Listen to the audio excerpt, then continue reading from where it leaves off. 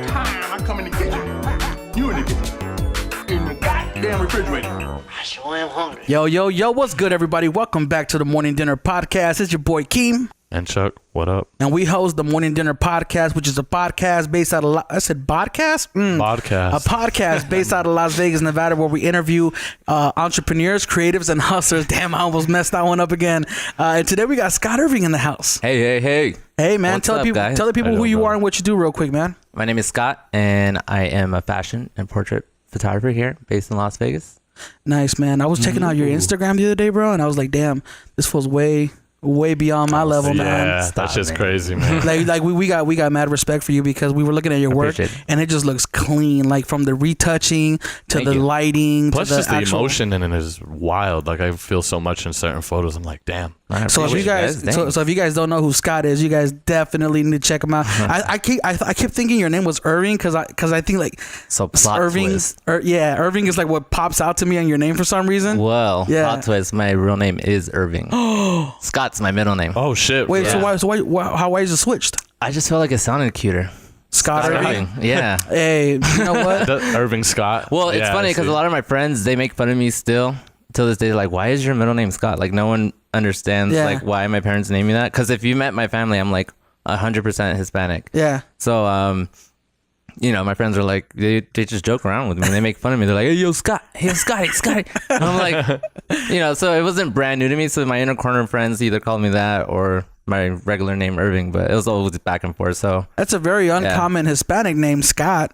yeah, my mom Well, I said, shouldn't be talking. My name is Keem. I think I've heard some Scots before. They were Hispanic. no, for sure. my mom got it from a telenovela. She said she had a crush on some guy on the show. So she named me Irving and then Scott after him. Nice. So she didn't tell my dad that. I've known two Irvings in my lifetime.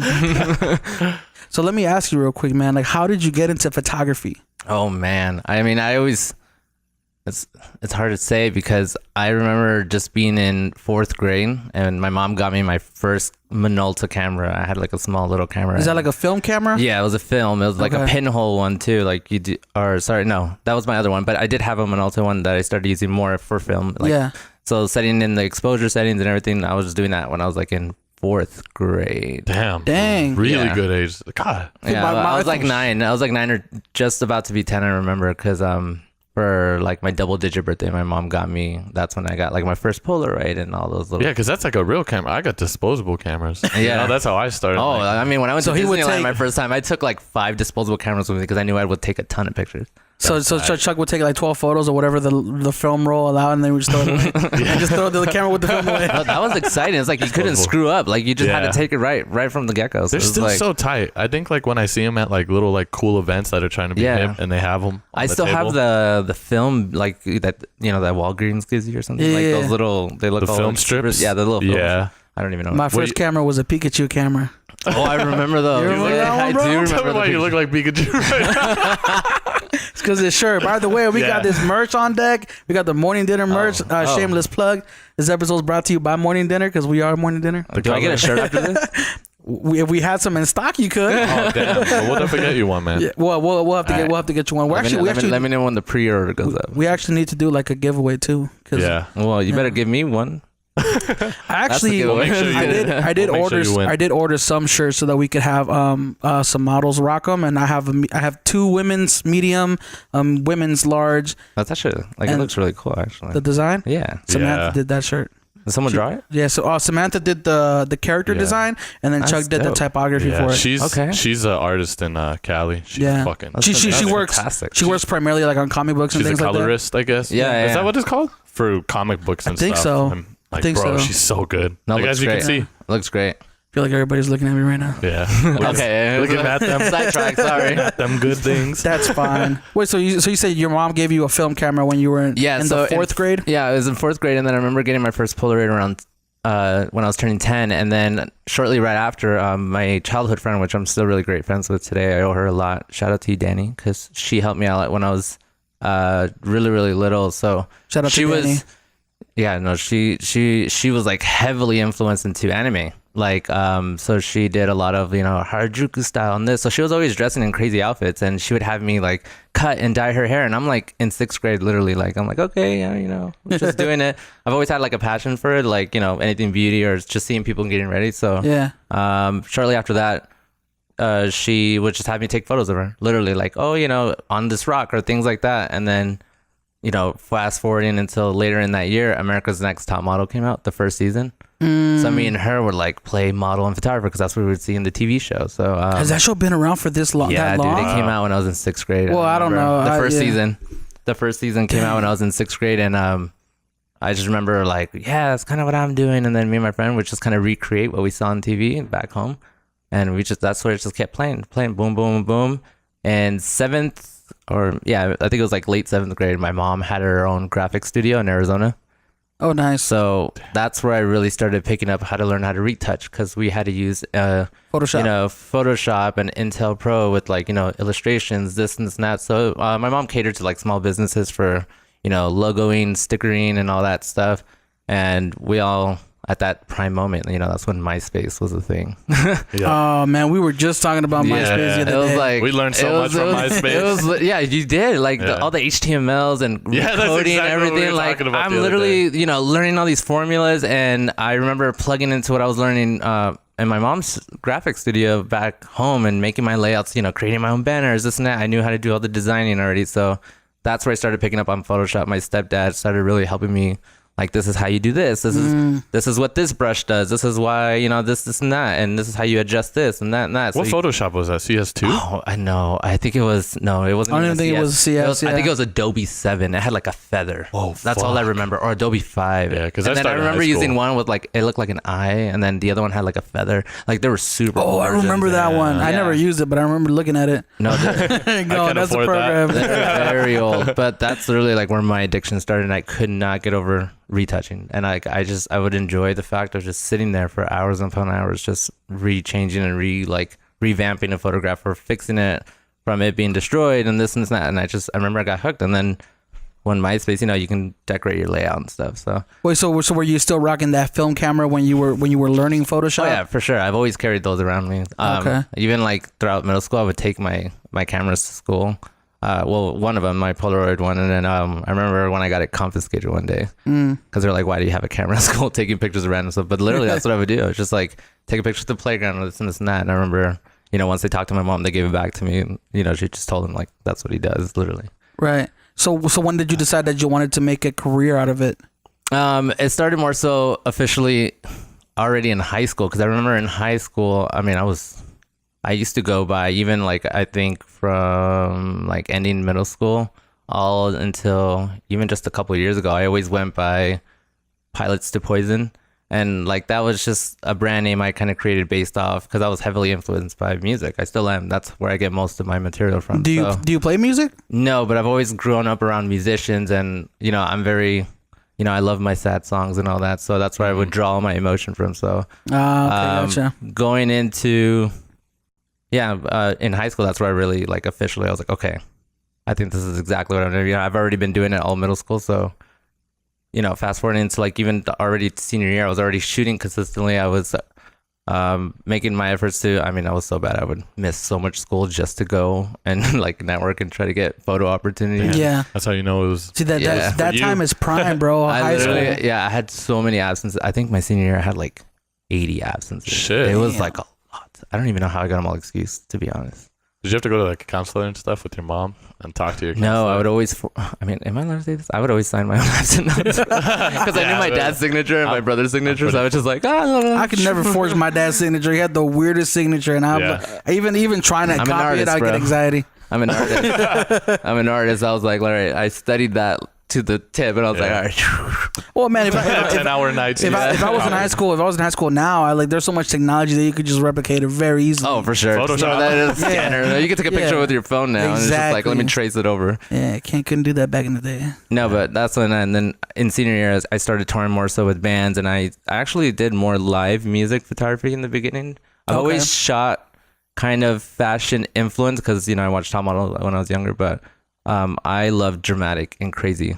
That was my go-to lane. Mm-hmm. So that's where I would kind of, twist a lot of like more dark, moody, and all that in the beginning, and then that's where, towards the end of senior year, thank God my photography teacher, he was really, really great. He really actually, instead of doing most assignments within class, he graded me based on what I was doing outside of Oh, school. damn, that's dope. That's a real Super teacher. tight. Yeah, so That's a real teacher. that mentored me a lot. So if there was like a Photoshop assignment that I'm like, all right, this is really gonna be like, I don't know this, or it's great, because literally for 24/7, that's all I would do. I would just study Photoshop, and so there were certain things I did like learn in class, and he really kind of mentored me and helped me like, all right, I'm gonna grade you based on what you're already doing because you're already consistently shooting always.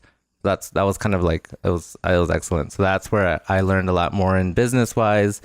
And from there, I was like, all right, this is what I'm gonna do after high school. So how come? Because you said you were doing concert like photography and for bands, right? Mm-hmm. Why did you not continue doing concerts, and why did you go like straight to portraits, or did you go from concerts to portraits? I was kind of not all over the place, but at the same time, I was like, I could not contain myself because I love shooting beauty, but I love shooting more visual art pieces. I love creating images where like, you know what? I want there to be a tornado in the background. I love doing that, the visual concept of it, of creating like a destroyed scenery or something that's, more even controversy or things like, problems in today. Like I remember I did one based on like 9/11, so there was like a lot of things that I would always try to touch base on because I wanted people to be more aware about it. But so then is Photoshop and like compositing something that you try to incorporate into every shoot? Yeah, and I still do it to this day, but now I've gotten way better at it where I can make it look like that never happened. Yeah. But back then it's kind of like I almost wanted it to people to know that, not that it was fake, but that like I created my own mental world out of it. So so that's where, instead of pursuing more so music, because I was kind of all over the place, all my photo shoots, I got it lyrically or from music videos. That's where I would pull all my main inspiration from. So I was gonna ask, where did you get most of your inspiration for your shoots? Well, there was this band, and they're still one of my favorite bands today. They're called Shiny Toy Guns, and their first album is We Are Pilots, and their second album is Season of Poison. So that's why back then I went by Pilots to Poison from each album, because all my shoots during that whole time since 2008 to 2014 was all fused of just those two albums. I'm not gonna lie. Yeah. Now that you mentioned Pilots to Poison, I feel like I knew you on MySpace back in the day. Yeah, because that sounds like something that I like. It sounds like a page that I would have known. I got a lot of friend requests on MySpace because I had you were this like a legit picture up, band.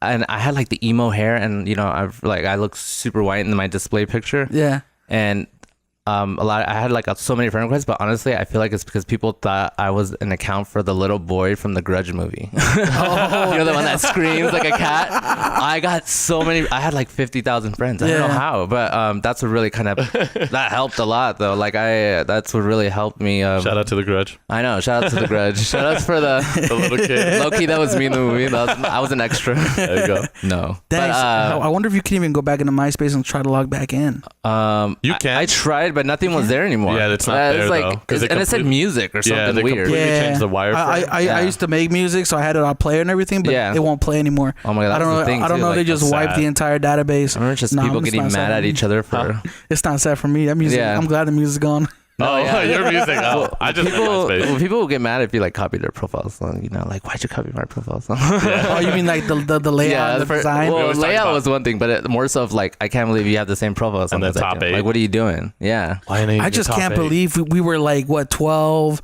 13 years old, and we were like making our own websites essentially, right? Mm-hmm. That's thank God for that. Like we were actually willing to want to learn that. Now everything's like. Just it's pre-made for you. It's on an app. They don't know. You don't know how they integrated the whole app or what the coding goes behind it. That's true. But at the same time, kids do have things like Squarespace they can just build their own website from. You know what I mean? Plus, they got those apps now. Like they're super simple to use, but they teach you coding. And kids can learn coding. That is true though. I'm not gonna lie. The learning nowadays is very accelerated for sure, and both good and bad. But I'm thankful for our hustle days, you know. Those are good. If they're not over, I mean, I don't know. Learning how to create the what's it called, the glittery text and the blinking graphics and the marquee, the lines go by. And wait, which one's the marquee? Like when the letters are bouncing back and forth. Yeah, or like if they're sliding. Or if they're sliding. You do photos. Yeah. You put photos in it and they like slide by. That was cool. Or changing your crowds. Hey, hold on. And if you were really, really cool, you can make everything on your profile disappear. And it was just a basic, like very simple a music player. Your profile, and like a little about me or something. I used to do that because you knew how to hide everything, even the top 8. Yeah, because like one person, like what I did later on when I learned Photoshop and Dreamweaver, like when I was like really good. Dreamweaver, yeah, that was one of the ones I used to. Bro, like somebody showed me this site he made, and it was complete graphic that he created, and then he sliced it. Yeah, put it into Dreamweaver. Yeah, so it was like a whole entire graphic, and I was like, I haven't used Dreamweaver in forever. Yeah, no, it's terrible. I probably forgot most of it. But yeah, I did. I opened it the other day, and I was like, damn, I have no clue how to use this anymore. I was like, no, yeah, but I mean, Squarespace nowadays, so it don't even matter. Yeah, I mean, I'm happy for MySpace. I really am. I'm super grateful for it. That helped me a lot with my photo shoots and doing that. But I think I never gave up on music photography. Like I was shooting for a lot of, I grew up in the pop punk scene, so it was all about, all my emo bands and, all the punk rock. And so I would shoot like at venues and concerts here all the time. Like, there was a thing, I think they don't do it anymore, but it's called Extreme Thing. I don't know if you guys remember. Yeah. At Desert Road? Desert Breeze Skate Park. Desert Breeze, yeah. Like there was that, and there's just a lot of local stuff in town, like The Farm, LV. I used to go there. There's like Rock and Java and Jillian's. Yeah. Oh, Jillian's too. And that was when Neonopolis was fully open. Now it's just like nothing. But so I don't think I ever gave up on it. I had the opportunity to end up, fast forwarding after high school, I got offered to tour with Shine Token. So, dang, they received a Grammy nomination, and shortly after, I just kept sending them in my work, boom, boom, boom, and then they asked me to join them for a few shows. So we went to like San Francisco and just all around LA. Oh, that's dope. So I remember I was just like freaking out. I was super excited, and I was just like, heck yeah, So I kept pursuing it for a while, but then I think I just started finding my own lane more so through that, because I was like, all right, if they paid attention to me, like it just kind of motivated me to push and even open harder. more doors for myself. Right. Really try to focus in more on everything. So was that tour life fun though? Oh, it was amazing. Did it get boring at all? No, you almost didn't mind that. I mean, obviously I didn't do it for that long of a period like they are, but I remember I was just super excited the fact that I was with them, that I think I didn't even feel tired. Yeah. But I'm sure if you're a musician and you're touring, you're on set, like, and I've known a lot of people who do tour it.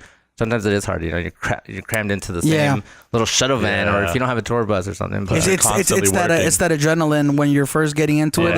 It's so excited. And then a few years later, you're like, being in those, whether it's a crammed small dive venue, like dive bar setting venue, or if it's a bigger, more, So I mean, I loved it all. So I was like, all right, cool. I mean, to do that right after high school was like nice. Yeah. So I was just doing that for right now you do a lot of modeling, like you do a lot of work with models and talent agencies. Yeah. What pushed you to go towards that route as opposed to just like being like a commercial portrait photographer, like a headshot photographer? What pushed you to go into actual like editorial or like fashion and that kind of work? Well, my roots, I've always started from fashion, even in, rewinding back into 6th grade when I watched Top Model. I've always been like I was obsessed with it. I was like, this is really cool. Like to make, like, all right, you have a t-shirt and jeans. Like, how do you make that look expensive? Like that to me is like a really hard task. But if you can pull it off and you're just like, people are like, whoa, the wardrobe looks crazy. And in your head, you're like, I literally just cut it up and, I got it this from that. Like you made it out of nothing basically. Yeah. So I think I was really obsessed with that idea of just creating like a fashion shoot where it looks super expensive. Like that was my goal back then, I remember. Well, that's kind of a big trend too. Like right now, like if you go on YouTube, there's always people who are trying to do like beautiful or ugly location photo shoot, right? Like they try to take a bad location and how do they make it look good, right? Oh, exactly. Yeah. Right. So I mean, and that's kind of like where I started, so I was predominantly shooting more than, I was really trying to focus in on fashion and like studio work. All right, like most fashion images are in studio. That's what, when you flip through Vogue, a lot of that. Well, back then I remember I was like, I don't really have a studio keen eye right now, but like I'm just going to keep doing it. So I just kept pushing all my studio shoots. I remember like my first little studio was just like the size of a door on my wall, and I just put like a curtain with one of my lamps in front of it, and I just started from there, and then eventually I'm like, okay, so now I'm gonna use paper or this and this and that. So I think I started with studio. I was gonna say even with your background in like graphic or like using Photoshop, would you say that was what kind of pushed you to do studio stuff too? Because you understood, because a lot of photographers, they start out, they get intimidated with studio lighting because they're like, oh, I don't know, there are all these complicated terms, but then like they just go with natural light, right? Yeah. Do you think like knowing Photoshop and knowing? I remember when I was little, I was like, I know I can fix it anyway. So if it looked like crap, I wouldn't. Like, I didn't mind because I knew I could fix it. Yeah. So, I did do that thing where, you shoot it on set, but you don't really show them the pictures because it's like, it's not going to look like this when I send it to you. So I definitely did that. And, so yeah, I sort of no, I didn't. I totally relied on Photoshop back then. Dang. But, I was so young. I was like, I don't even know how old I was then. Because I started shooting, promoting and trying to publicly shoot when I was 15. Yeah. So I remember just being super young and just kind of like, I just want to shoot pictures, even if it's $20 here or there. Mm-hmm. And I remember I just started from there. And so I knew I'd be able to fix a lot of the mistakes, whether it's hair, makeup, or this and that, because I learned Photoshop so young. See, I'm not even at that level where I can fix makeup. Yeah. I tell you, better do your makeup right, because I mean, I can clean up a little bit the edges, but beyond that. I had so many horror stories. I remember I did like a picture for like a quinceañera invite, and I'm just like, this poor girl. Like, I remember they waxed her eyebrows, but it had the tan lines from the eyebrows. No. I'm never gonna forget that. And I was just like, why is your, like, back then I didn't really know, so I was just like, why is your, how does that look? It was just like white, literally around. So when in post, I'm like, all right, I'm really gonna have to like make it look natural. Or through even. Every photo. Yeah, it was. I remember it was bad. Whoa, I would have been like, you're on your own. No, yeah, but I mean, you got your little white things on there. I mean, I pushed for studio though, because I just liked the aesthetic of it. I loved how it looked, like simple background and just them and clothes, like boom, So that's where I started with studio, and then I started focusing more on like beauty and cosmetics and fashion. So I started doing that, and then, like I said, I was just kind of doing everything at once. I couldn't just stay to one thing.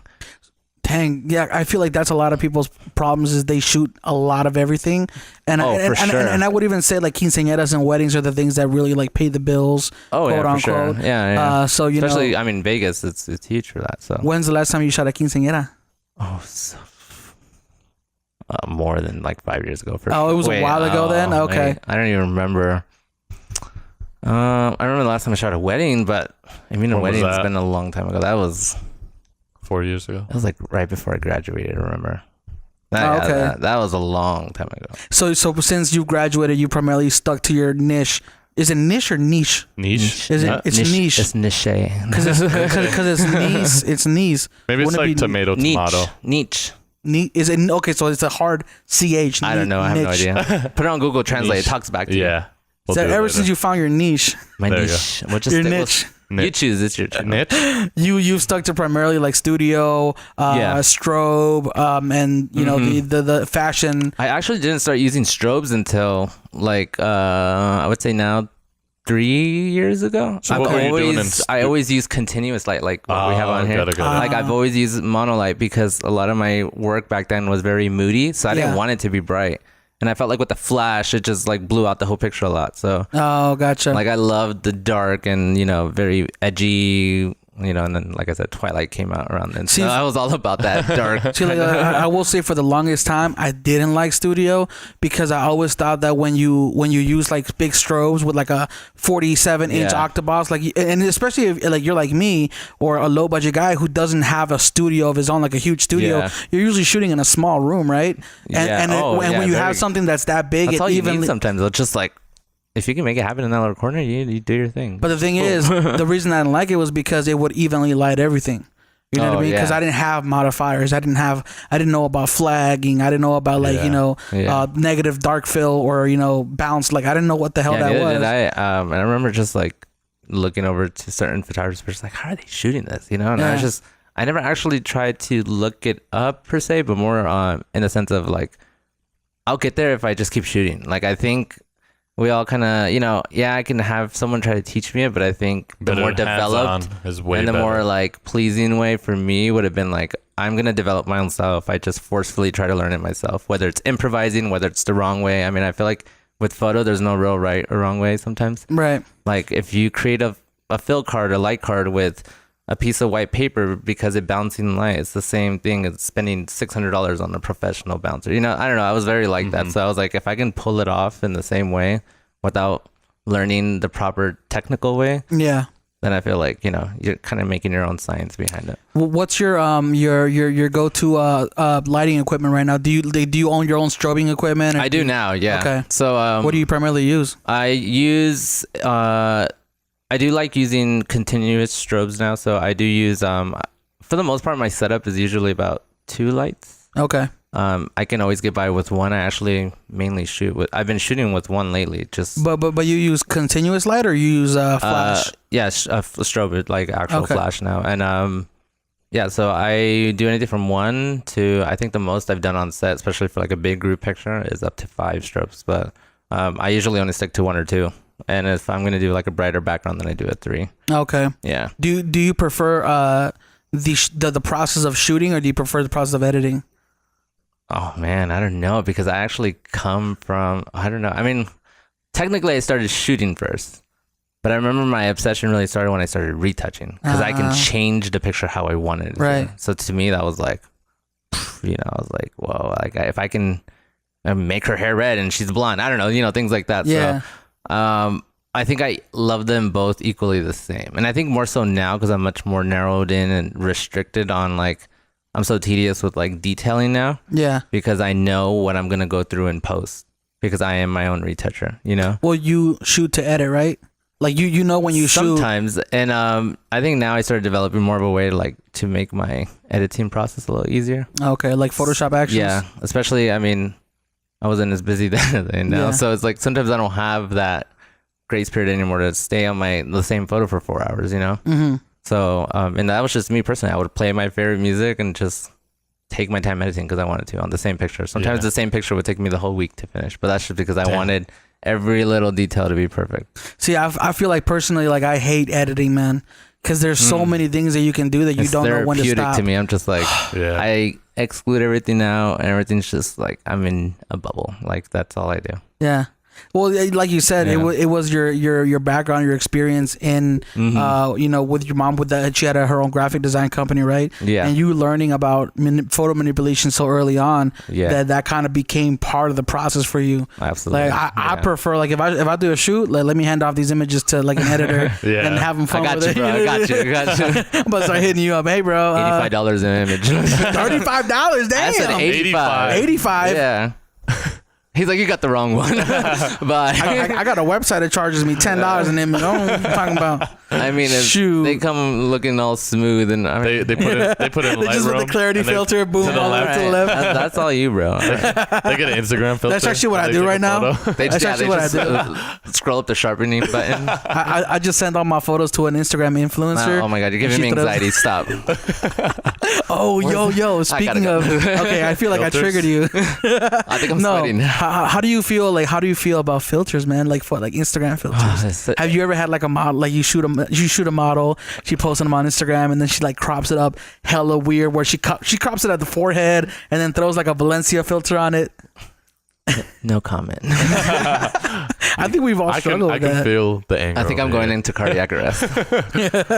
No, all seriousness, yes, I have. And I think back then I was very, I'm grateful that, throughout all the years I've learned from what you should and shouldn't react, obviously, as human beings, you know.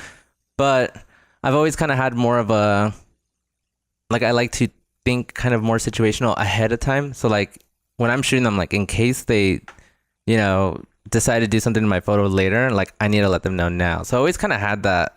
I think I learned that from my mom because, she owned a business. So Right. You got to educate your client. Yeah. I felt like I was always had to be upfront with them in the beginning. There was times where I definitely, dropped the ball and I just didn't say anything. And I was just like, dang, I should have told them, but I think more so the principle of when I was shooting, I made sure I told them, I was like, hey, if you're going to alter or change the image in any way, don't credit me. That's what I would kind of go by at first. I was like, because it's not my image, you know, like Right. if you're gonna, you know, I send it to you in color, and then when you post it, it looks really orange and like tacky and all burnt out. And I'm like, Skin tones are just completely. Or if you send them like a black and white image and they make it like sepia tone. or or like with like that weird blue tint, and they just like blow it out. I'm like, what is this? I don't. But What is I definitely, I'm sure. I mean, I don't remember so much now. So much, it must have been not that huge of a deal for me back then. Yeah. But I'm sure I had my situations where I didn't handle it properly. Yeah. But I think more so now, I'm much more comfortable and confident saying it more in a way where, you know, I'm not really offending them, but I'm also letting them know, like, I stand my ground too with my own work. So Right. Even if I, you know, and that's a popular topic too. It's like, can you send me the unedited photos? And it's like, well, why? You know, like, well, Yeah. why? You know, and like I just don't agree on understand that why to a somebody certain would extent. need. I don't understand why somebody would need Yeah. 80 photos from the same shoot. Like, are you really gonna post the entire 80? Like, you know what I mean? Like, if I do a photo shoot and then we end up taking like 100 photos, really, there's like 2 or 3 looks there. You know what I mean? Like, Exactly. Yeah. So That's I mean, don't get me wrong. I used to love uploading so many of the same images, but that's because, you know, you had going back to MySpace, you had a profile that you could just throw them all on there, you know, just kind of be annoying and throw all your stuff on there. You post a bulletin. But now it's like, now it's like you're spamming people's profiles, you know? Yeah. So, I mean, How many images from a shoot do you usually post? Like, if you shot one model, one look, do you post multiple photos from that shoot? Or now that I've learned more gearing towards into like model portfolios and stuff, I know that at the end of the day, you only need a solid 2. But because I do a lot of fashion and editorial and more submissional, is that a word? No. I don't Submission We'll make stuff. it a word today. yeah. We'll make it a t-shirt.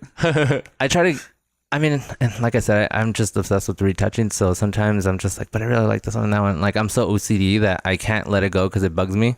Yeah. So I had to just sit there and do it. So sometimes I end up with 6 images. Sometimes I end up with 15. But sometimes I end up with a solid 3 if I'm like, these are the ones. So it's always all over the place. I was gonna say, like, what makes you know when you're done retouching an image? Like, when do you be like, okay, this is it? Or do you feel like it could keep It's different going every forever? time. I mean, I think before it was more of like, I don't even know how to, I remember just thinking like, all right, like I always would start the image, and then I'd always, when I thought it was done, I wouldn't post it still. I would keep it Like, take a break hidden from away it? Yeah. for like a couple days, because I felt like my eye kind of redeveloped, you know. So when I would peek at it again, I'm like, no, it's way too yellow. Like, what am I thinking? Like, you know, so I'd go in and tweak it again. Yeah. So it was kind of like a little project all the time. Like, I remember it took like 4 months one time to finish the one image, because it's like the timing, the emotional balance for me, like at the time wasn't right for the image. So I remember I just kept it away for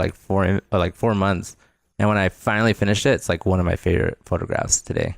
So it's like that I've ever done. So see, I feel like that's what I need to do, because I sometimes I'll post an image and then, like, no joke, like a week later, I'm just like, I'm not really feeling it as much as you know what I mean? But see, I think with us, because, you know, you shoot awesome pictures too. With us, it's a little different because people are waiting for their images, you know? Back then I was shooting my own images. So I'm like, well, I mean, I can wait on my own picture, you know? I would shoot my own portfolio back then, because I would just use myself as the model, you know? I'd set my camera up like it's on the tripod, and I just shoot my own stuff.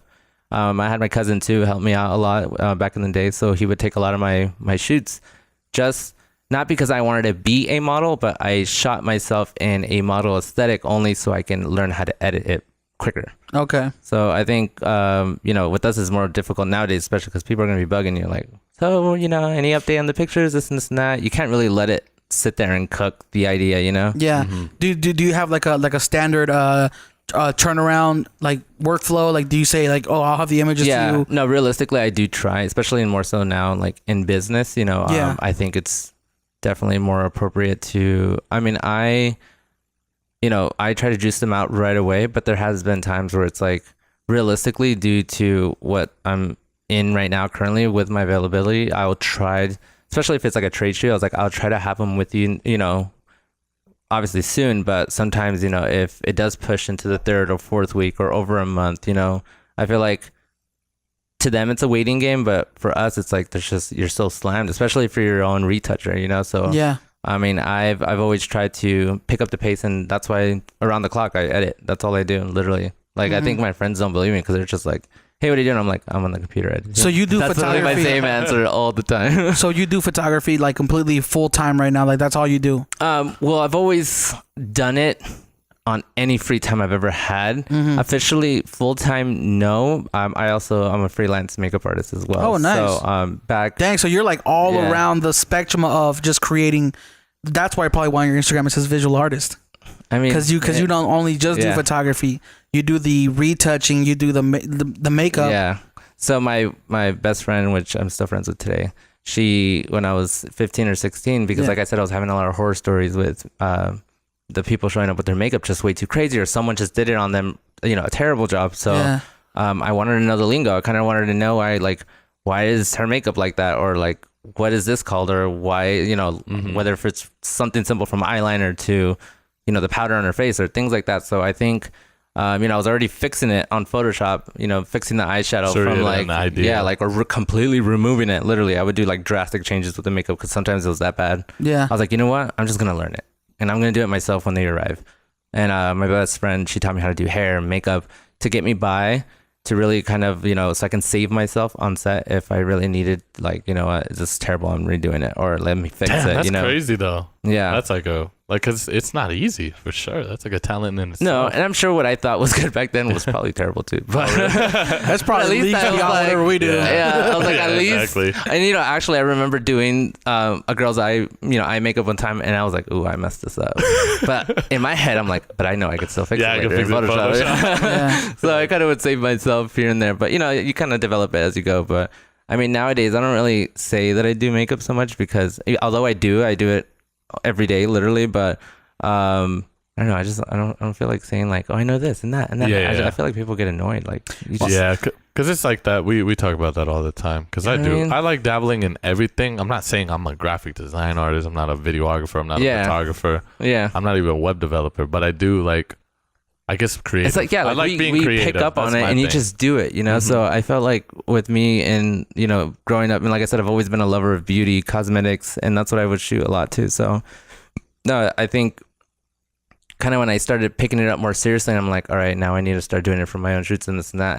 Was maybe, like 3-4 years ago, where I was like, no, I want it to look like this, where I started being more on top of like what the makeup really needs to look like for a studio photo, like right. This and it's not like, take away the highlight, like it's too much, like the more color correction behind it, like the actual science of the makeup, instead of like, let's just make her look glam and pretty, because that was like way too much for portfolio work a lot. So I had to like tone it down a lot from what I was used to doing. Because it's a super crazy dope thing to have, because you can be like, oh no, that's too much, that's too little, and then you can perfect it right there and then, so you don't have to do it in post and all that. And I've always, not that I have a steady hand, but I've always been like, I remember, whether it's art class or not, I was a fairly good drawer.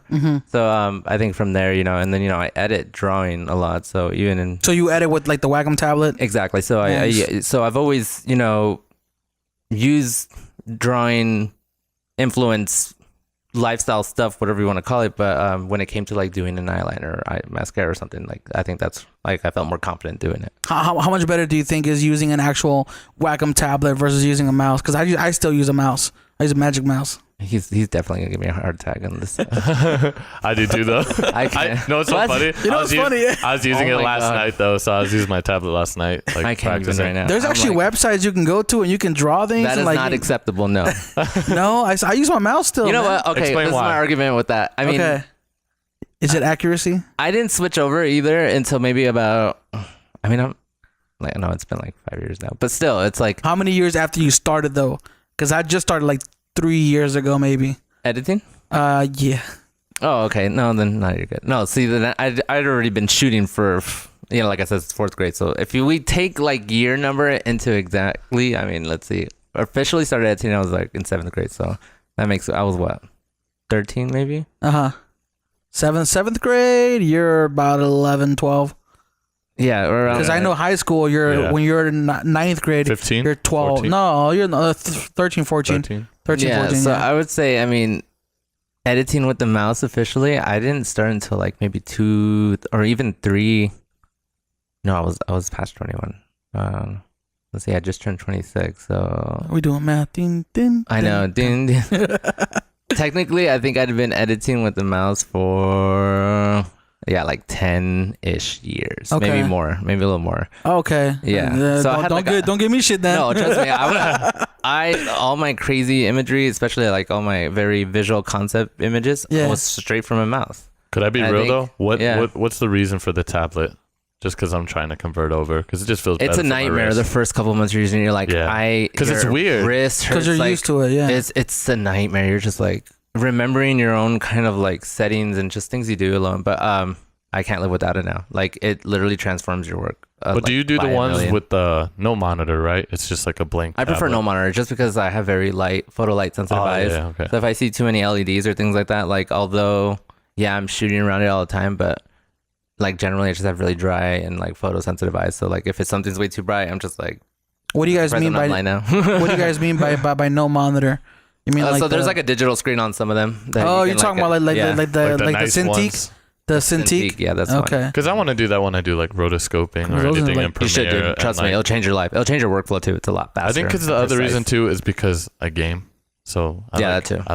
I like having my mouse. I have like the fast DPI and all that. Yeah. Now I can't stand a mouse because that is your mouse basically. Like you can still maneuver your computer with it or navigate through it. Yeah, you can. Yeah. So I'm like the mouse and just like chuck it to the side, like get out of the way.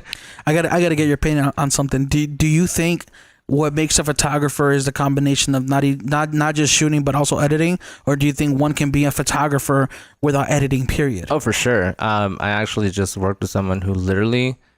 He's great. He's like a master photographer, and he literally everything he shot in that moment was already it was great. Like he didn't have literally. I think he threw it in Lightroom, did like some twisting and turning with cropping and maybe like an adjustment here, but nothing crazy. And he literally sent me all the photos on hand. I'm like, oh wow, like I have so much credibility to people. I personally is because I love to add more intensity and drama to it, and not that I can't shoot in the moment, but I just enjoy the retouching process. But I've worked with so many photographers and known people that just like the hardcore mechanics from the front, and just shoot it as is, and it still looks great. I am like, wow. I mean, it's fantastic, especially like a lot of landscape photographers that I know. That's why I still respect film. Boom. Absolutely. You only had film and just that one chance. Boom, boom, boom, and they do the same thing. So, learning how to use the camera is a little bit more technical, so I feel like if you master learning the camera, you can pull out the image right then, like just right there. You do a lot of like dodging and burning, right?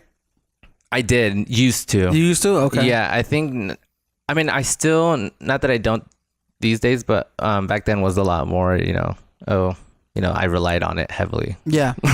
I relied on Photoshop a lot, I'm not gonna lie. I did. That's dope though, man. Like low key, like I always wish that I could actually like take an image and go like, nah, I want to make it better in Photoshop. Like I feel like the way I was kind of like I learned photography is get it as perfect as you can in camera. I've learned that now. Don't rely on your skills. Don't rely on your skills later, bro. But that's also another. It's just learning style. It's how you learn. I didn't mind taking the time to fix it. Yeah. And even these days, I still enjoy it. But it's all personal style. But I respect both areas. How would you describe your style of photography?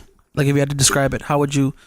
I definitely, or at least from what I've get a lot, it's a little bit more, not that it's like artsy, but kind of more in like, I like it to look a little more somewhat animated. Like I like that kind of like visual turn on it, if that makes sense. Like I'm heavily inspired by Tim Burton, so I like the way he would, do something but in like a realistic way, but still make it look very vampy and kind of plasticky and mannequin like. Have you ever seen those photos that look like paintings? I have, yeah. Like they look like there was some kind of like it was like an oily finish to it, but it was a photo, but like, they just make it look like it's painted. I've always wondered how that was done. Like, I know it's in Photoshop, but I just like a lot of realism in that sense too. So that's where I was like, I loved making people look like mannequins or stuff like that. Like that was my aesthetic and kind of still is to this day. Like I like making them look pale and like not super smooth, but in the sense of like almost like in an anime term. But like I said, my friend was a huge anime nerd, so that's where I think I still grab some of my influence. Yeah. Well, I was gonna say like describing your style of photography. Like one word I would use it was desaturated, and you just said pale skin. I mean, looking at your photos, when I look at your photos, there's never too much different colors, right? Mm-hmm. It's always like a tritone effect. Like there's maybe there's like a greens, a skin tone-ish color, and like maybe like the desaturated sky or something like that. Yeah. It's never like, do you feel, is that something that you purposely did on? Yeah, because I've always grown up to like I loved anything vintage and like old Hollywood and just more like antique-y vibes. So I like this 3 hues of color type of deal, you know. I have, you know, some vibrant and crazy color work, you know, whether I'm using color gels, you know, blue this way and red that way and all that. But I think my go-to is usually more in that kind of pale drama, timeless feel. I like more of like that old film look. Yeah, well, I mean, you're definitely one of the photographers that I really look up to, man. There's very few. Thank you. There's very few photographers that I look at. I'm like, damn, like I wish I could do that. And I try every single like day to like get better. Do you have a photographer that you look up to that you're like, damn, I want to get on their level? Oh yeah, I mean, even when I was in, I remember I was in 8th grade. Yeah, even way back then, my idolize and still today, and I've always said this is Stephen Klein. Stephen Klein? Yeah, so Stephen Klein. Now we gotta look him up. He's phenomenal. The way he shoots is just like, I remember, and you know, this is when Lady Gaga was super like crazy popular. I remember Lady Gaga came out with that Alejandro music video. Mm-hmm. And the way he filmed it and everything, like the colors, the pale but the bluish black vibe of the whole video, I was just like. So he's a video cinematographer as well? He does everything. He's phenomenal. So I'm like, I want to see. I want to be like this guy, literally. Yeah. So I was heavily influenced by him. So, and even today, like I'm obsessed with him. So I think all his work was great. He would dab into very controversial women imagery as well as with men and all that. And I was just like, I was so fascinated by it. I was just like, so he was that photographer that did the guy with the skull, right? The skull tattoos, or the one who recently passed away. Yeah. I'm talking about this guy right here. Yeah, I didn't know that. So he did him. Okay. What's his name? What's his name? Rick or was it or something? Zombie Boy. Zombie Boy. Yeah. His real name is something. See, look. So the thing is, I'm looking at his photography because I'm on his Instagram page right now. And his style looks completely different than yours. And I would even say, based on my taste, I feel like I would look up to you more than I would look up to him. What? So really? His Instagram though is not really what I used to see him shooting though. Like if you probably Google Stephen Klein campaigns, you'll see what I'm talking about. So it's kind of like the color grasp of certain things, like making a woman look super white, but her dress is super blue, you know? So like the way he would... So it's the concept of color contrast and all that stuff. Contrasts and everything. I was just like, I couldn't handle. Like I remember I was freaking out. Like I just had to go and try to learn how to edit like that. Right. Like I remember I would skip going out with my friends just because I'm like, I want to stay home and learn it.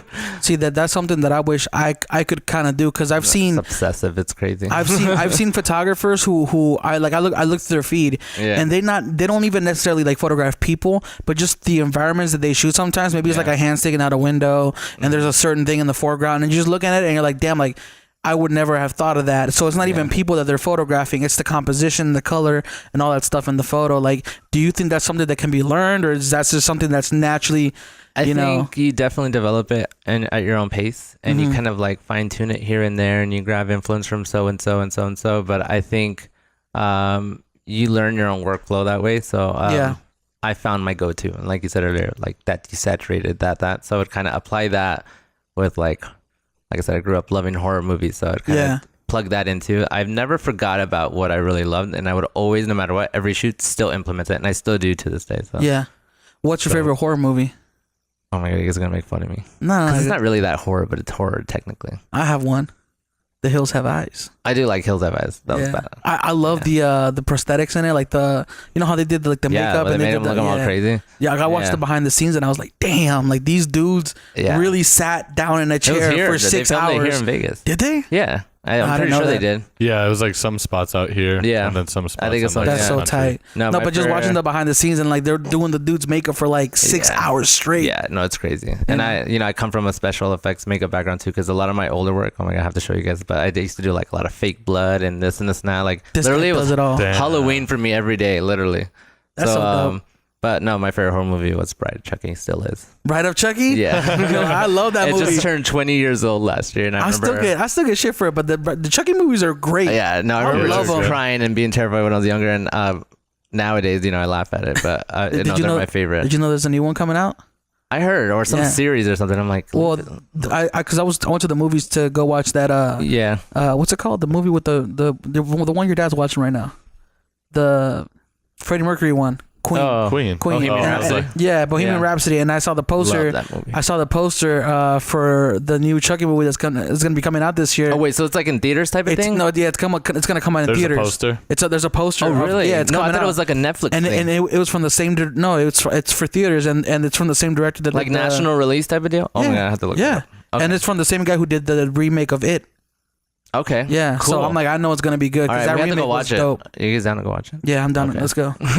No, but that's my favorite movie. And then I met the actress there. I ran into her at Aria Casino. Here. Which one? Jennifer Tilly. Yeah. So she's like my favorite actress in the world, obviously, because of my favorite movie. And I saw her, and I'm like I couldn't even talk. And she's like, "Is it okay if I hang out here for like 10 minutes?" She was late. Like her date was late to dinner or whatever. And I'm like, yeah, of course. Why not? So I got to talk to her for like a good minute. And I remember I was just like, the whole time I was like, I couldn't get over it. I'm like, did you take a selfie though? I did. Yeah. I'll tell you. Yeah. I was, that literally was like the highlight. I was like, I can die happy now. You have your favorite bands growing up or things like I wish I can see before, they break up or this and that. But that was definitely like one of the main people I wanted. So you got to tour with your favorite band and you got to meet your favorite actress. That's crazy, man. No, I don't know. I'm just, you keep thinking. Oh, sorry. You keep thinking about it, and it's just like you hit there eventually. Law of attraction. That's tight, man. I'm still. I want to meet one of my favorite icons is what's his name? Jim Carrey. I can never remember his name. Yeah. Jim Carrey. Well, man. he did the movie with Jennifer Tilly too. Liar. Yep. I want to meet Jack Black. That's my person. Jack Black is cool too. Yeah.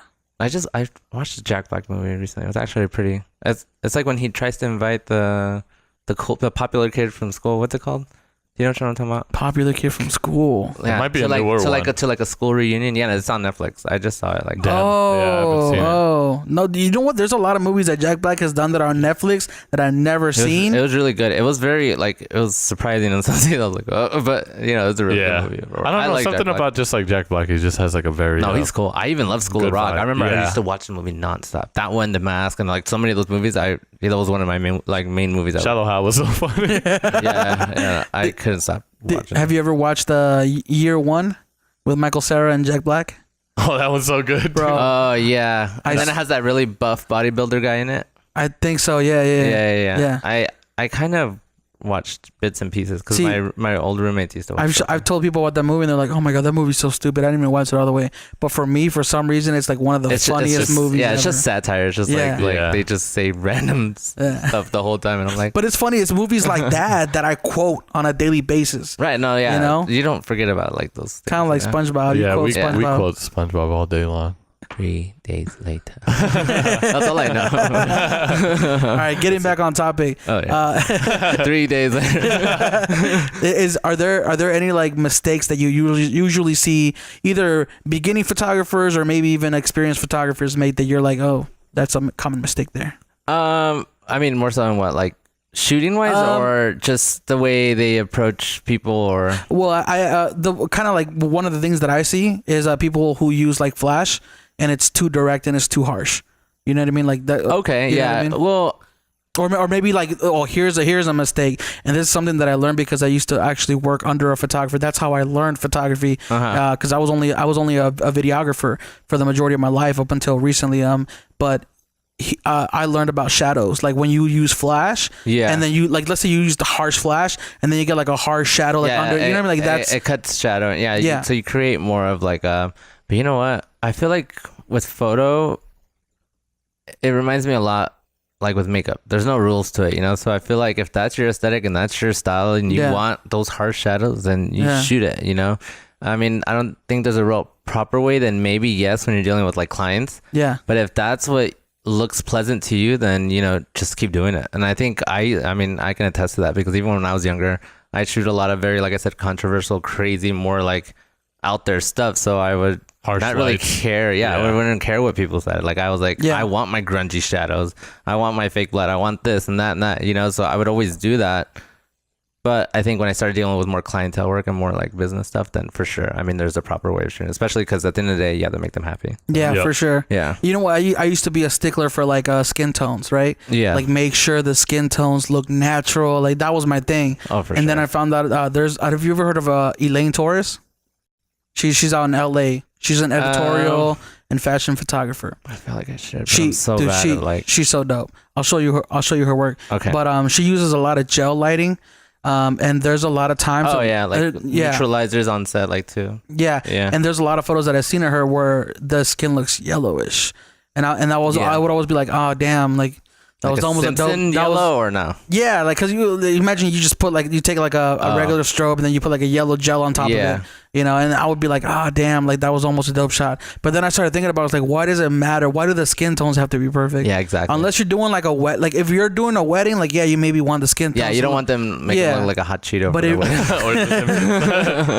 but if you're shooting something that's more creative and more personal, like I don't really think it matters. Okay, to answer that question, I think is yes, absolutely know the basics and know how to please the client based on their needs. But aside from that, do whatever you want still, like on top of that. Like I feel like that shouldn't be your only photo thing.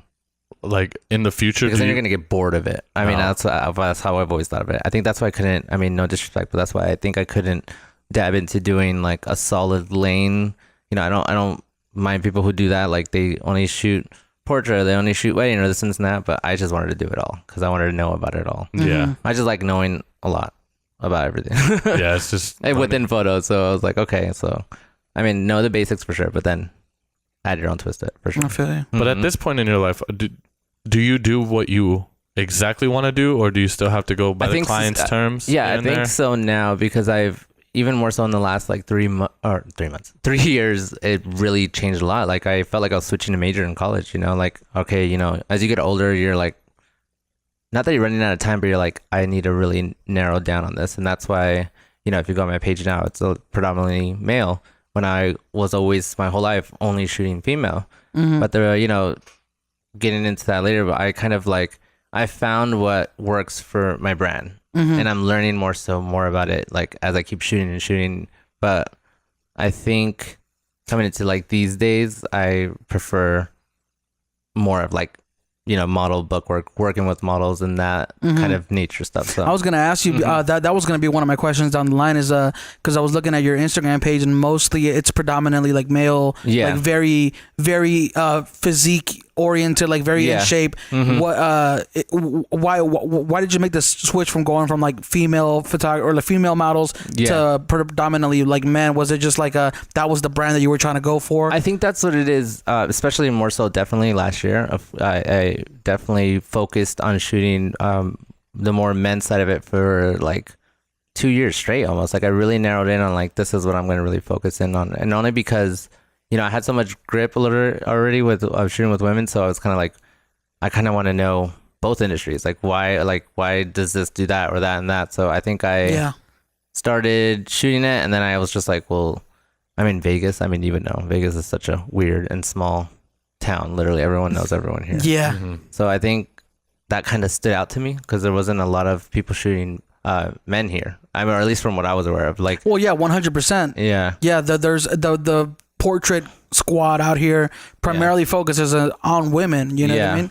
And don't get me wrong, I love the whole process, the whole glam process, the whole day shooting, just like, you know, getting ready, hair, makeup, this and that. But I think it was like a relief at that time too, because it was like shooting with guys, it was so much quicker and easier, you know. Makeup, no hair. Well, sometimes, you know, like for photo reasons, you know, you do have to, you know, but it's called like male grooming or whatever, you know, you kind of enhance them a little bit. But it was a lot quicker for me. So I was like able to learn a little bit faster, do this and that and that. And then, you know, when I was working with model agencies, they're like, we need this or that. And I was just like, well, with a guy, it's kind of like, you can either one, make them look really, really uncomfortable, or two, you can pull it off, because especially if they're, you know, more physique is more fitness, you know, because they can, they in person, you might see them, they look shredded and ripped, but in post or in the images, like, why do you look so bloated and like this and that, you know? But it's just because, you know, whether it's our frame or our picture, our lens or something, it just makes them look bigger than what they are. Okay. So I think, just learning a lot of that back and forth. I mean, I just kind of kept doing it. I don't know. I stuck to it because I would get more, response, but at the same time, I was getting more clients that way too. Would you say the challenges are different from, because you shot women and you shot men? Yeah. Do you encounter a different set of problems? Like, because I know, like, for women, they're more particular with photos, right? Like, they're like, oh, make sure you don't get this, or make sure you trim this down, or. I just feel like sometimes with women, they have a lot more things to hide behind too. You know, either if it's like hair, makeup, this, that, or like crazy prop this, or like they have a crazy outfit, or at least from what I was shooting, and with the guys, sometimes it's just, it's them. They can't really do a crazy hairstyle or this and that to kind of like mask that they're not really in focus, or certain things like that. So I mean, with me, I never preferred more so one over the other because they were both like hard tasks. But I think now with like shooting, I'm catching my portfolio back up with women now. But I think back then for sure it was just, for me, it was just easier. I was like, I'm just gonna get it out quicker. Nice. Was there ever a time when you failed to get the shot, or you felt like you went home and you were like, oh damn, 1,000%. I didn't get the shot? Yeah, I actually felt that way like last week. Oh really? Yeah. Well, not because it's just as artists, you just expect so much out of your own self, and you just put this crazy weight of pressure on yourself. And if I don't felt like I got it, I beat myself up for it, and I hate it. But I think I can't help it either at the same time. But for sure, I feel that way all the time. That never goes away. You want to know what's crazy though? Is probably like just based on your level of your expected level, like what you hold yourself accountable to, versus what somebody on the street who will look at the photo and be like, oh damn, that's dope, but you're like, that doesn't meet my expectations, right? But like anybody else would look at it and go like, oh, that's a great shot. Oh yeah, no, I mean, and that's why it's like, as humans, I feel like it's hard to take a compliment. Anyways, it's kind of like, oh yeah, thanks. Yeah, man. Like, stop talking about my work. Why? But we're on a podcast talking about you, man. I know. Like, I just want to hide. Yeah. No, it's all about you, man. I know. I'm sweating. I'm like, no, but for sure. I mean, I think learning that too, kind of accepting that sometimes your friends always tell you, yeah, dude, your work is sick. Yeah, they support you no matter what, especially your parents. So. But I think it was kind of learning from outside critique and learning people's opinions, like what really kind of catches their attention, or what am I really pulling more out of, So yeah, that's definitely one of those things. Can I get a tissue, Chuck? Yeah, I got you. I got a little tear creeping up on my either one of you guys. He's like, I'm not. These are my tissues, bro. Yeah, your tissue, man. I got a little tear creeping up right now. He's crying because you made him. Well, no, everybody knows and knows me. Was that too sensitive? Yeah, it hit, man. It struck a chord with me for sure. Okay. It has nothing to do with this bright ass light above it right now. Maybe that's why George was saying that we should have lifted the light up higher. Huh? Remember the videographer from LA? He's like, oh shit. I sent him a photo of our setup. He goes, you might want to lift that light higher. You might want to diffuse that. Maybe. I think it looks good. I think we'll just throw a diffusion, to be honest. We'll be good. Soften it out a little bit. Yeah. Or use it like what is that, South Park? I would use maybe like an umbrella. Yeah. I don't know. Well, we're using tinfoil to stop the spill from going to the background. We got the little kitchen. Hey, my first reflector I made out of aluminum foil. I was like thinking on cardboard. Because I see like top level cinematographers use it. Like they'll trust me, you can use anything. And they'll spray paint it black, and then you trust me, I'm not a hater. I'll use anything. Yeah, for sure. Well, whatever it takes, man. Yeah. I would say, like on my shoot today, I forgot my diffuser, but I just broke a lot of tree. But I broke a lot of branches off the tree, and I was like, "Hey, shade the model," and so I did. So that's perfect. Oh damn! Yeah. People who see the photo once it's done will never tell the difference. I mean, I hope not. I'll fix it. I'm gonna comment. Okay, did you use I feel like I'm making it sound like all my images are retouched. No, believe it or not, nowadays I can shoot it. So you shoot with a lot of agencies. How did that start? Like shooting with actual agencies? Because even I feel like photographers who have been in the game for a while, maybe they're having a hard time getting published or working with agencies. Like how does that process go about it? So I mean, kind of rewinding again, like because I'm still, not that I'm new, but I'm definitely, there's still a whole new gray area that I'm still learning. And I think 2 years ago is when I really started working with agencies. Obviously I work a lot with TNG here in Vegas. So I think how that kind of came up was like, I know eventually I would get to that point. I just felt like I wasn't ready yet. Like I was like, no, like I said, I was kind of hopping topics, boom, boom, boom. I was like, I need to have a solid groundwork in something. You know, I can't have a beauty image, but then a girl more fashion, but then, you know, a guy's. I had to have a full body of work of something. So that I think for 2 years straight, I stuck to mainly shooting men and kind of more fashion influence and kind of that.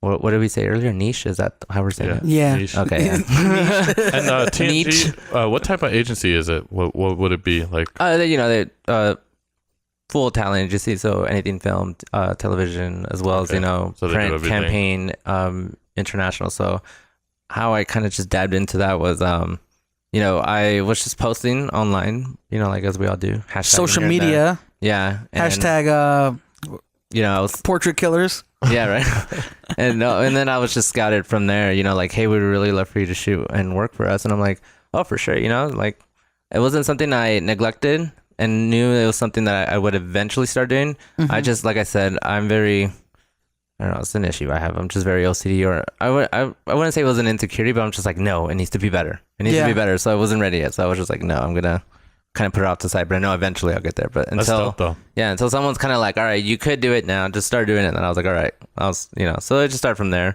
And then I'm, you know, working with in-house agency, different models this way. They get signed over here or there, and then you build that relationship with them. So it just kind of all came together. I don't know. It happened so fast. Yeah. I was like, well, you could even say that you were in the right place at the right time when it came down to your work.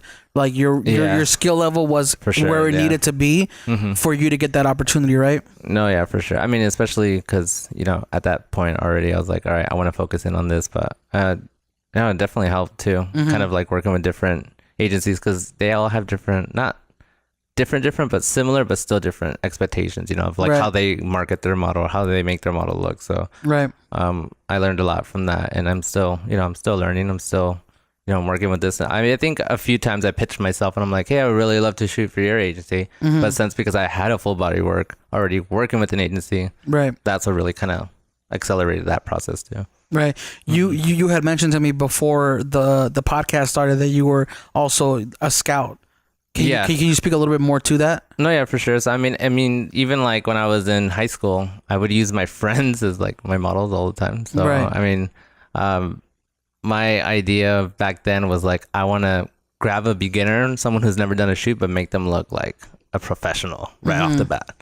So I never knew that was kind of something I had until I realized that the people I was putting on the forefront of it were starting to get requests for like, hey, do you have any is anyone repping you or this and this and that? I was like, okay, either one, I'm choosing the right people, or two, like I didn't really dwell on it too much. I didn't think about it too much. And then I just kept doing it. I kept picking up new people, and I would kind of coach them even on our sales. Like, we're going to shoot this and that because I want to see where you fall, you know, whether you're more commercial or more editorial, blah, blah, blah, blah. And then I just kept developing it from there and there and there. And then until finally, you know, I started noticing like, all right, well, I did so many people's shoot that, you know, their first shoot was with me, but I didn't want to hold that title. I feel like it's kind of, like I said, to know it all, but you know, I did help them out a lot in the beginning, and from there, you know, they would get signed here or there, and, you know, some of them have already done print work within here in Vegas. Some are getting placed internationally, this and that, and so I was just throwing them on my page. I didn't think nothing of it until, you know, they started getting requests and people requesting for them. So I'm like, okay, so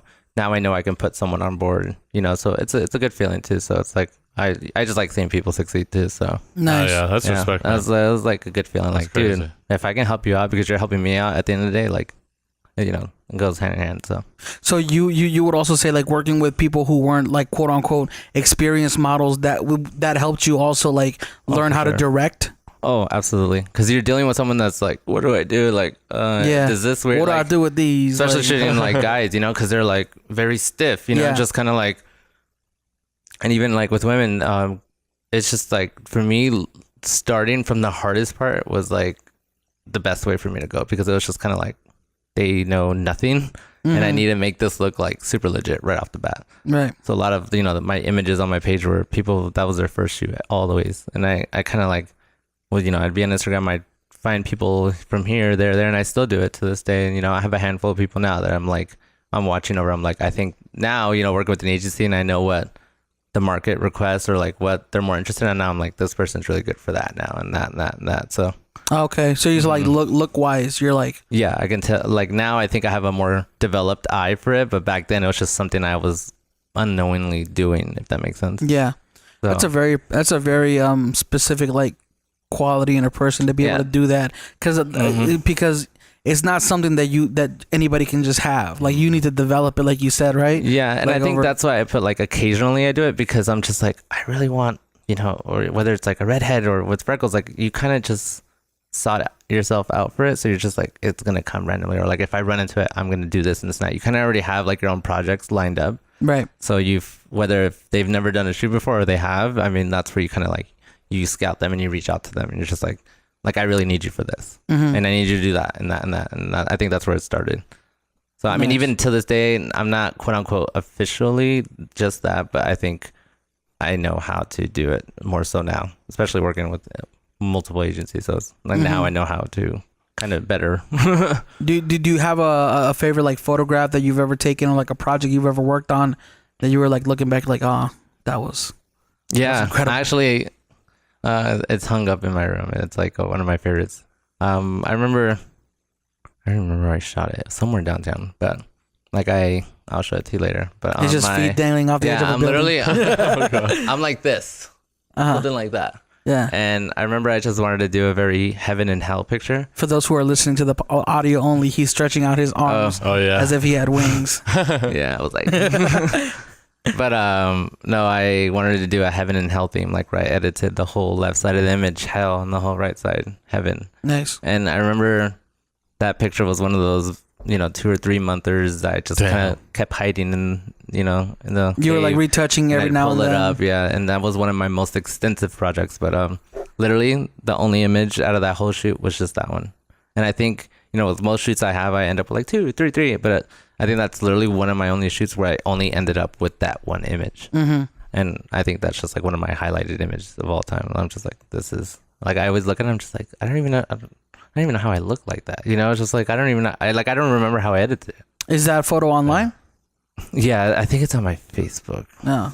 Well, if we can find it, we'll link it down in the description down below. Yeah, no, I'll find it. I'm sure it's on my Facebook. Send me a Dropbox link. I have a lot of throwback pictures. I mean, I did a Twilight picture too that I'm really proud of. A Twilight picture, like a. Yeah, I made myself look like it. I'm thinking Twilight Zone. You're talking about Twilight. No, I'm talking about the Twilight Saga. Yeah. I say werewolf and zombie. The sparkling in the sun. Well, they're not. They're vampires, right? Oh, I thought they were wolves too in the new one. Wolves are vampires, right? Yeah. Okay. I was total team Edward for sure. That whole vampire. You know what's crazy? I've never watched any of them. Huh? I've never watched any of them. Oh my god, you're hurting my feelings. Sorry. You're gonna trigger his anxiety, man. Come on. Where's that tissue? I think I'm crying. Right there. No. What do you think makes a dope black and white shot? I just started getting more so into black and white imagery more so like a year ago, and I think I like that gray metal silver look. Yeah.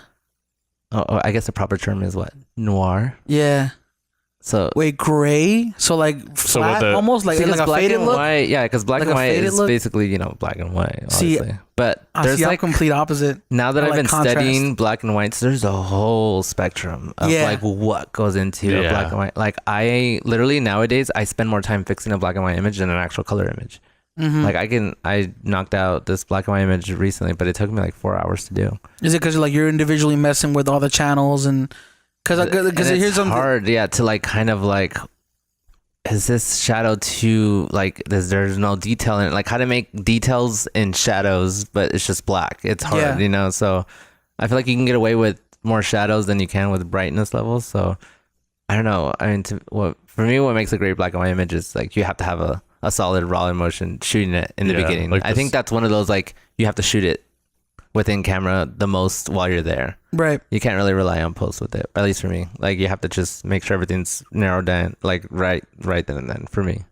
Yeah, it's one of the things that when I started getting into photography, like, because I used to just throw the black and white filter on. I'm like, same. It's a black and white for sure. But then you realize, like, wait a minute, there's presetted black and white. That already. There's so much that goes into 2 or 3 or 4 different ones. Yeah, there's so much that goes into a black and white shot. I mean, I don't know. I mean, I don't know your guys' range on like Photoshop and all that, but the curves of like an image. Curves is crazy. Yeah, there's just it's endless. It's like the galaxy. It doesn't stop. It doesn't stop. It's just like you can keep going. And like when you said earlier, like when do you know when you stop? Like I don't know, because it's endless. Like you keep going. You almost have to just be like, okay, I gotta get this out. Literally, you have to cut yourself off sometimes, and I have like more so, especially lately. So that's kind of like, what we should do is we should do like an episode where we just have like a laptop in front of him, and he shows us how he like that would be you know what I mean? Like I've been getting so many DMs lately of people like, do you have a YouTube channel? How you retouch that or this and that? And I'm like, maybe I should start. Why don't you? Hey, Scott Irving masterclass. I know. You trying to subscribe? $300. Well, I'll go to your workshop for sure, man. But I'll go to your workshop. Yeah. No, this is a weekly fee. Oh, he's like, that's take it out of the morning dinner budget. Definitely, man. I think you should start. I mean, it's just so much time. I used to do. I think I have some videos on my YouTube. I'll show you. You gotta have somebody help you, man. I'm telling you, there's a kid out there right now who looks up to you. You guys help me on my first video, and then we'll make. Happen. Timmy, if you're out there, you're watching this video right now. Where's Timmy? Where can I look? Timmy's out. He's downtown right now. Look at your camera. He's downtown right now, and he's using one of those fairy string lights. Timmy, Scott needs your help. Scott's a monster. Just film his videos, edit them, and put them on YouTube, and he'll teach you how to. He'll mentor you. Got you guys. Yeah. I'm down. I know it's crazy. Does that make sense though? I mean, I don't know. Does that I feel like you have does my Photoshop terminology make sense? I mean, I feel like people who don't really know much about it, they're probably like, he's talking Japanese or something. Well, like curves? Oh no. People if you don't know what curves are curves. It's when you get swerved on. Well, no. This podcast is geared towards creatives and photographers. Gotcha. Yeah. So if they're listening to this, first of all, we're like an hour and a half into this episode. If they've stuck around this long, they probably know what curves are, or they're just really bored. Interesting. Yeah. I know. Okay. Enough about curves. On to the next. All right. Looking back on your journey as a photographer, as a creative, all this good stuff. What do you think is something that you recently learned that you wish you would have learned a lot earlier? I'm very, in general, I love to be very friendly, and I think what clicked was at the end of the day, it's business, so not that up front I have to be careful of what I say or do, but it was kind of like, I think my issue a lot in the beginning was like I almost expected a relationship a lot, like kind of like everybody to be nice type deal. You expected to be best friends with everybody you shot with? Kind of. I mean, more so in the way of like not that because I was like so good, but at the same time I've like, I put a lot of effort and time into it, so I felt like not that I expected, but at the same time I was, but I was just kind of like, I'm kind of more on their better side because of this, so I think more so nowadays it's kind of like I need to kind of not have a wall up front, but I definitely need to kind of be more, like I said, more upfront, especially in the beginning. Like back then I'd oh no, they'll tag me or they'll do this and this and that, I kind of like they're cool, like they're cool. I get where you're going with this. Yeah. Like assertive at the beginning. I was like, why are you dancing around? What are you talking about? Okay, now I know what you're talking about. So I think now I think I just would have spoken up more back then, for sure. Yeah, I think you kind of learn that at your own pace. But it's kind of like directing, like me personally, I can't even lie, I'm terrible at directing still. You know what I mean? Because like I shoot more things where people are just acting natural and doing their thing. Yeah. So I film it, but when it comes to like, I have to direct them, like my assertiveness, because I'm not really a loud person. I'm not really a. I think that was the thing, like the kind of like voiceover. Yeah, like to tell somebody what to do. It was kind of like, I'm sorry. But then it's like, oh fuck, but I need to do this because it's gonna make my job way easier. No, exactly. So you got to be like a little dickish. No, yeah. He's really good because I hear his ass like screaming in the other room. I'm like, Jesus Christ, game. All right. You're mean. No, I'm just kidding. It took me 10 years to finally speak. I'm not just kidding. His voice is really loud. I'm like, God damn. Yeah, I always do my best. Like that's one thing. Like as a male photographer is. When I was first starting out with photos, like I didn't know there were like unspoken rules of like, okay, well, don't touch a female model on the shoulder, like having like physical contact and things like that. That boundary. Yeah, or even making jokes and things like that. Like I've never made inappropriate jokes. I on the record. Yeah, I would hate to make someone feel uncomfortable, especially because I've been there myself. So it's kind of like I remember how I felt, and I was like, I'll never do that to someone. Right. Well, I've witnessed people who do that. And I've been in the room, and I'm just like, oh, yeah. I hope you guys are really good friends. Like, you know what I mean? I had a similar situation kind of happen recently, so it's just like it kind of like it gives you flashbacks, and that's why like to this day I'm grateful that I've learned what I've learned, and you know, because now I know how to handle it a million times better, and it's just like you just have to run into it. Well, it's a business at the end of the day too. Yeah. You know, there's that level. There's been nights where I just cried for hours because I'm like, I'm such an idiot. Like, why did I do that? You know, or like I messed up, or like I shouldn't have relied, or I put all my eggs in one basket because of this or that and that. And it's just like I can either sit here and whine and complain about it, or just move on. Just, you know, the beauty of time. Just if it hurts, whatever. But I just got to keep shooting. I can't stop. There's no time for me to be depressed right now. Like I just have to keep going. Okay, that's one thing. Like I don't do right now is I don't have my model sign releases, and I should. Like a photo release. Oh, okay, yeah. But at the same time, when it gets more like contracts and stuff, it's kind of more of a touchier subject. Because you have to know, like, well, what do I want more out of my rights for this image? You know, so you know, they're your babies. You cradle them, and you're just like, you don't want anything happening to them at the end of the day, or people. I mean, I had that happen with me with, you know. I don't know if I could say with it. I probably shouldn't, but I'll tell you guys after. But you don't have to say names. A celebrity, and you know, they used my image and they promoted it for something else, and like, you know, so it was kind of like, thank goodness I had that contract and that copyright. Like, you know, mama didn't raise no fools. So there we go. I made sure I had my shit, you know, my shit together in the beginning, and so when that happened, I was just like, thank goodness. And I submitted everything, because I'd like to know. Yeah. Like where would you get your contracts from or anything? You literally can write them yourself. Just kind of run down the basis of like from other people's too. Just open up a Word document. I mean, that definitely helps. I mean, I'm not gonna lie. I probably did Google like what's the model release or something. Yeah. But I think you kind of, especially because I was shooting for so much, like what bugged me and what I wanted to make sure I covered. You know, so it's like, you know, you start adding in your own, like, make sure when, you know, you speak your little lawyer language or whatever, but you're like, you make sure you add in like, you know, make sure, you know, model agrees. Yeah, model agrees to not alter or change image. Like things that bug you, you just start adding in there. But you make it in simplest terms too, to where it doesn't confuse the other person. Yeah, because I like simple contracts because it doesn't scare away. As long as clients, you have it in writing, dude. That's all. It doesn't. But I also want fancy wording because I'm like, scare the motherfucker for be like, oh shit. I think if you try to go more legal about it, for sure, it's kind of more like a touchier way of doing it. But I've read contracts. I had to go through them like 10 times to understand what it was saying. I was like, wait, what? No, for sure. This is crazy. You know, especially if you're dealing with like, I mean, I would always send them the copy anyways. I'd make sure they had a copy too, so they can go home with it and review it, whatever. But mine were never that extensive. So. Yeah. That's why I like our releases that we have, man. They're not too. It's like a rundown of like what's gonna go on today, literally. And I basically right now we own all your photos. You just signed over. Oh, great! You want my Instagram password? we own rights. We own the rights to that angel photo that you took. That Heaven and Hell. This is you a fraud.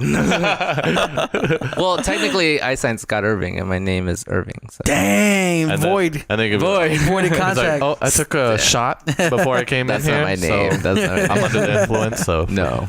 Nah. It definitely. I feel like a contract does need to be very easily read. But you know, fortunately, like easily read and just because it could scare people away. You know, it can. I mean, anything legal is just like it's immediately boring. You're just like tired and you don't want to do it. But unless you're in the realm of being a actual professional in that industry, exactly. When you start doing more like campaign stuff, or I mean.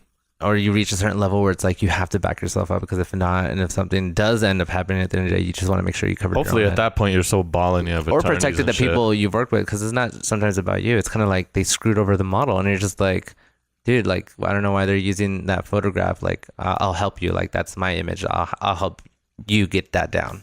You know, so it's kind of like that's tight. That's helped out. That's happened to me a lot too, where it's like, you know, this person's using their image, but it happened to be one of my photographs, and since I have rights to it, I can get it removed, you know. That's so tight. Yeah, so it's not always just like in your own backup. Sometimes you're helping everyone. See what I'm saying? Scott Irving Masterclass. There you go. I'd go to it. Those are the things I want to know. Just use the footage from this podcast as the trailer. Yeah. Oh, okay. I'm down. Yeah. All right. So, if you weren't doing photography right now, what would you see yourself doing? I think definitely something more techie. I'm a tech, you know. Like web development? I would think I was. I mean, I still kind of want to do it. I think designing. I eventually will. But I definitely want to learn, you know, within web design and more like coding and stuff like that and formulations of that. or anything within beauty. Honestly, I mean, I'm a makeup artist now, but I think if photo was kind of something I got over, I think I'd either be a makeup artist or probably something with web, more coding, more computer science. Yeah, more computer science, because I love, I love the. I mean, I had a cousin, or he's still my cousin. I have a cousin that he's not my cousin anymore. He played me dirty. No, he built computers from like the ground up. And I remember I was just like, what the heck? What is this? Or like he had a Windows computer, but he had the Apple software on it, like the Hackintosh. Yeah. Or if you're super nerdy, that Linux. Yeah. Like, why do you use that? No, yeah. So I think I'd either do one of those two for sure. That's tight. Yeah. Nice. What about styling or anything? Do you like, because I see you have a little fashion, so it's like, do you like that? Or you like, I mean, nah. First of all, we're two guys here that have no sense of fashion. So we see somebody. That's a swag shirt right there. Oh, it is a morning dinner merch. You can get it. Swag still the thing. Do people still say that? Yeah, probably. And like, is that cool if I say it or no? Yeah, you can say it. You can say it. Ain't nobody gonna give you shit. Okay. But I was saying, you have two dudes. Like, dude, what did you say? I thought that was Mickey Mouse. I thought you had Mickey Mouse on your t-shirt or something. But you have two guys who clearly have no sense of fashion, and we see a guy with like you got the turtleneck or whatever. You got that looks fashionable to me. It's not a turtleneck first. I lost the word for it, bro. So I forgot what it's called. It's a collar. It's a collar shirt with the sweater over it. I just love anything vintage or like. Yeah, same here. Old looking, beat up looking. I just like cheap shit because I go to Savers and I'm just like. Same. Ooh. I got this from Buffalo Exchange for like $5. I love Buffalo Exchange. Yeah. Okay. Yeah, so looking at me, what sort of fashion do you think I should do? Doesn't that type of fashion fit him though? Like the bright. What sort of fashion do you think like when you see me and you see my look? Scout me right now, bro. Like tell me you right now? What do you think? What do you think? Model him. What do you think I would look best in? Like with my my shade, my face, my beard, my little man ponytail going on. I will have to throw my. Let me borrow the camera so I can see like my angles. No, you said. No, I like the more personality colors because you're very inviting, you're more energetic. You're very like yeah. So I think it's okay if you wear like loud colors and things like that. I just don't like wearing bright colors because they reflect. I have this orange and he called me a traffic cone. I have this orange t-shirt. He called me a traffic cone, and everywhere I went it was like reflecting the wall orange. I mean, just think of it like this: if you're like walking, like cars will definitely see you, so you won't. Oh, definitely, bro. Yeah. You might have saved your life. But then I'd be easier to kidnap too. No, because he's on high alert. He's on high alert. You'd be like, yo, I have an orange shirt on. You can't miss me. It's gonna be a right. Or like if you're at a concert or something, it's like, who are you? I'm like, I'm the bright colored shirt, dude. You just have to jump up in the air. Right. Yeah. I'd be like the point of like, hey, make sure. Beacon, I guess the answer to your question is stand out. Stand out. There you go. Yeah. You guys heard it here first. That's the PR version of saying. Dope. Do you have any advice for our listeners right now? I want to wrap this podcast up because we're already at like an hour and a half, 2 hours. Oh, geez. I don't want to take too much of your time. That's good. How much of this are you going to cut out? No. We don't edit these podcasts. We tell everybody, just don't say anything you don't want to, I know how to edit videos if you need me to do it. Okay, got you. Well, no, just kidding. Well, there you go. Hire yourself and start that YouTube channel. No, I'm just joking. Do you have any advice for our listeners who are listening and they see your work and they're like, damn, like I'll never get to that level. Like my photography, it's not to that level. How do I get better? What advice do you have? And what keeps you pushing? I would definitely say if you're sad and mad, really invest into those feelings. I think it's important not to ignore them, because even I knew myself, like that's why I think I related to music so much, because like whatever time and phase I'm going in that moment, I think just listen to yourself. Honestly, don't put a lot of things off. And I've always said this too. It's like no matter what, like I said, if you're going through this or that, just don't forget to pick up the camera and just keep shooting.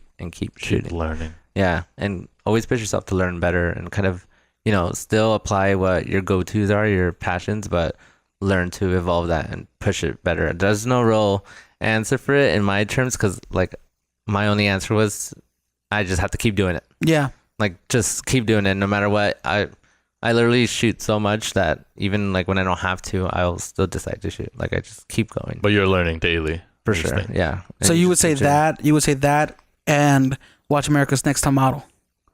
And Bride of Chucky. I'm just kidding. And what? And Bride of Chucky. Bride of Chucky. And Twilight. And Twilight. I got you. I'll watch it just for you. Yeah. There you go. And some Lady Gaga music videos here and there. No, for sure. Just keep going. Keep going. Don't stop. There you go, man. Thank you so much for being on the podcast. No, thank you guys for having me. I mean, this is really cool. I mean, I probably rambled a lot, but no, you're good. Are we titling this episode Scott Irving or Irving Scott? Bro, don't play me. You gotta keep it to the brand. There you go, you man. think Gucci's gonna rename themselves? You're right. They can go Utsigi. So what we're gonna do is we're gonna go ahead and post all your information down below. We're gonna post your Instagram, your website, all that good stuff. And don't forget to post my MySpace. The photo. My MySpace too. Your MySpace, yeah. We'll definitely link your MySpace. Yeah. Morning dinner better be in your top 8. Jeez. That's all I gotta say. Thank you for being on, man. No, thank you guys. Yeah, we'll definitely have to have you back on at some point and for sure. Check up on you. Maybe I won't talk so much next time. I'll let you guys talk. I like it when our guests talk though, man. It's less work for us, you know. Keem talks too much, so please keep talking. Oh, his finger's tired of pressing that button that goes to my camera. God damn it. Okay, yeah, we'll wrap it up. Sorry guys, right, if you stuck around this long, thank you for watching. Cool. Thank you. Thank you guys for tuning in, and we'll catch you guys in the next morning dinner. Every time I come in the kitchen, you in the kitchen. In the goddamn refrigerator. I sure am hungry.